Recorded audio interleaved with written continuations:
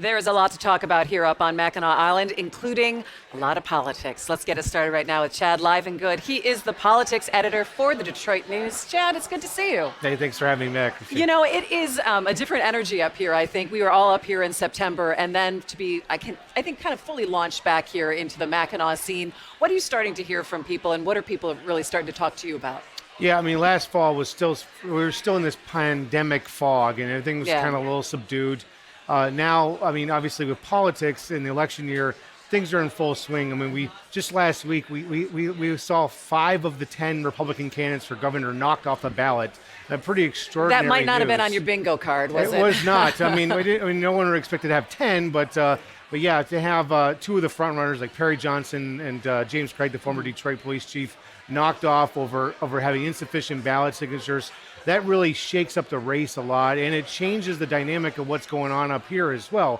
And obviously, Thursday night we have the debate out on the Tea Garden, and that they're not going to be on stage, and we're going to have a different crew that'll be showcased here.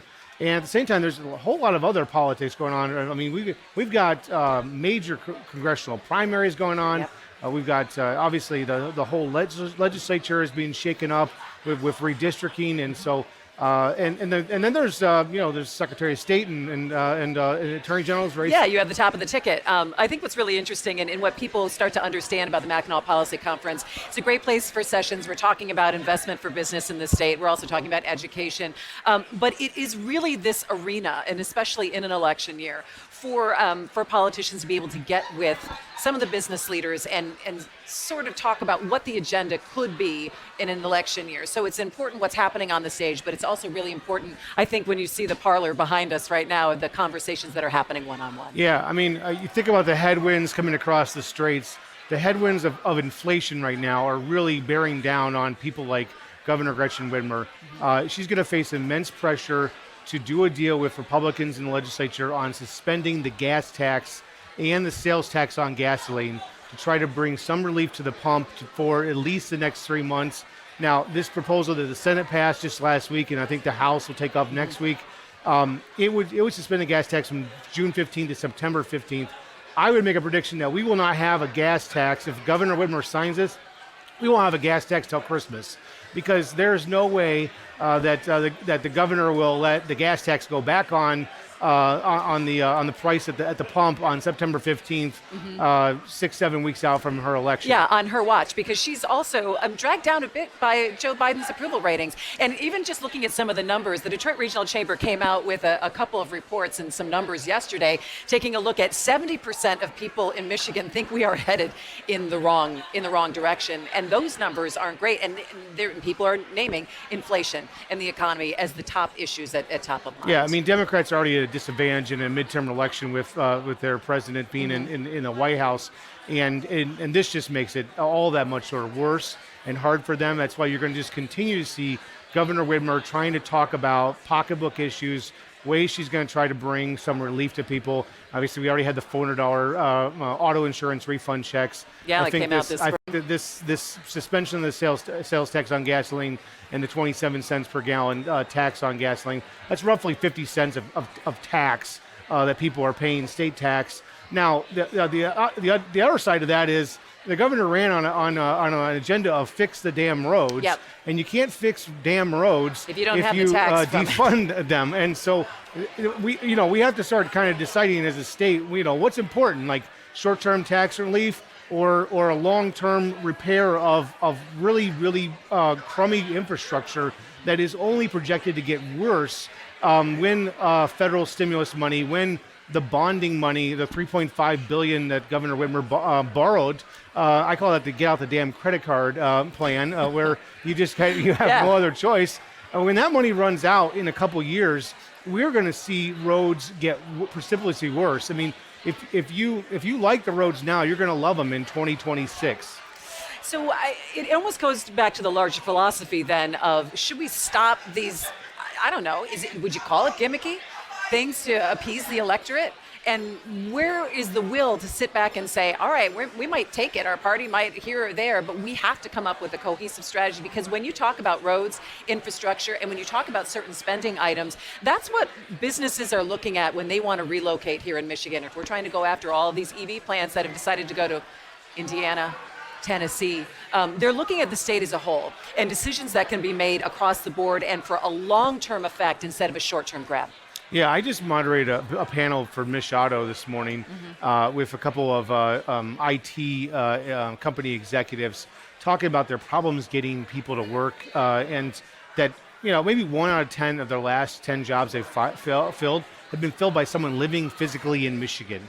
These are Michigan-based companies. They are having to go elsewhere in the country to find workers, and that's just fewer and fewer people living in our communities, paying taxes, supporting the economy. We're talking about high-paid jobs. And is this because are we looking at education now? Is it because of the college degrees? Because we're in the lower third of the country when it comes to a population with a degree over high school. Yeah, we're in the lower third. We also 1/3 of our college graduates leave the state every year. Right. And so that is continuing to add to the brain drain. We've known it's been going on for years. People my age left in their 20s, and many of them never came back. Yeah, they all went to Chicago, Chad. They went to Chicago. Yeah, many of my buddies went to Chicago, and so or they went to the coast and such. And so I just talked to one CEO of a small tech company in Detroit. They're going out and micro-targeting people living what he could describe as a 600 square foot shoebox in San Francisco, who they just got married, they just got pregnant, they need more space. Hey, come live in Royal Oak. You will have space. You will have a backyard, and you can grow your family and work here. And there needs to be more concentrated effort like that to get people to get a new great migration to Michigan. With utilizing all of our resources. I mean, where else to sort of promote that than here in the Grand Hotel, looking out at this. Looking at the most precious natural resource that in 25 years from now, we should be the most popular place on earth in terms of fresh water. So tell me about maybe some of the headlines that we might see coming out of here, because there's always some news that percolates on the island here. What are you watching? Well, the first headline is one that the Detroit News broke already, that Ford Motor Company is going to invest upward of $1 billion in reinvestment in up to 6 of its manufacturing facilities in Southeast Michigan, in Wayne and Macomb County. I think that announcement will be formally made on the porch tomorrow. I think the other big news is where does the governor stand on this gas tax? Her office has kind of hinted that this is going the right direction. She needs it out from a large income tax cut. That's what the Republicans want to do. They want to cut the income tax from 4.2 to 5 to 4%, and she needs something to do something. Looks like she's playing ball on taxes. I would expect the governor to make some news on that today. And then otherwise, this feels like a little more of a let loose Mackinac conference. I mean, they opened up with the golf outing yesterday. Had some pro sports players here and such. I mean, just feels like people are kind of like, okay, we're coming out of the pandemic. Last year we were walking around with red and yellow and green bracelets to say whether we wanted to be hugged or fist bump or just stay away. Stay the hell away. Yeah, exactly. Yeah, I think it's interesting. I also love some of the national speakers that we have as well. I think Ted Koppel, John Meacham, Pete Buttigieg is going to be here also. Mike Tirico is going to be moderating a couple of panels too. I would expect some headlines out of Pete Buttigieg, the transportation secretary. Yep. A lot of folks are going to be looking to him for guidance about auto and mobility regulations and the increased electrification efforts right now. Obviously, EVs and electrification is everyone's talking about.